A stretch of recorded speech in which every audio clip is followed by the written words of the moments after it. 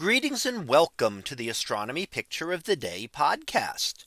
Today's picture for April 19th of 2025 is titled Painting with Jupiter. So what do we see here? Well, here we see an image of the planet Jupiter, and it may not look like a lot of the other images that we've seen. This is actually taken from the spacecraft Juno. So this is an actual photograph. However, it has been filtered. So processing has been done to change it a little bit and putting on an oil painting software filter to change it into something that looks more like an oil painting. But the overall structure and what we would see in Jupiter is still there. Now, Jupiter does have a lot of those swirling storms in its atmosphere.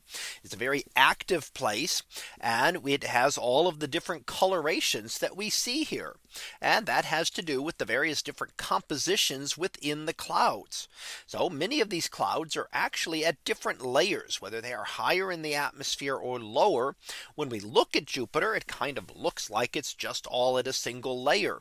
However, in some of the areas, some of the brighter areas are higher up, and some of the darker areas are lower down.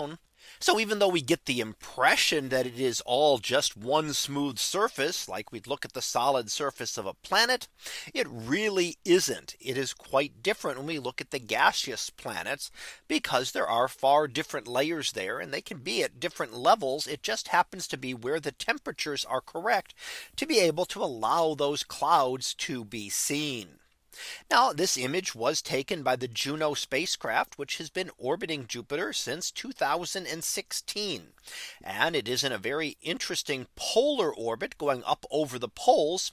It's also in a highly elliptical orbit, meaning that it zooms right in close to Jupiter and then spends most of its time far away from Jupiter. So this was during Perigove 10, and that was back in 2017. So Perigove simply refers to the closest approach of the spacecraft to Jupiter. So it spends most of its time very far away. But when it does come in, it whips closely around, very close to the clouds, and then is able to get detailed images. Now, why would it do something like this instead of just going into a very close orbit to study Jupiter?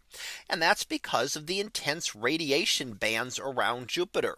So while the spacecraft can come in and explore quickly, it can't stay there for extended periods of time, or eventually that would fry the electronic equipment on the spacecraft, rendering it useless.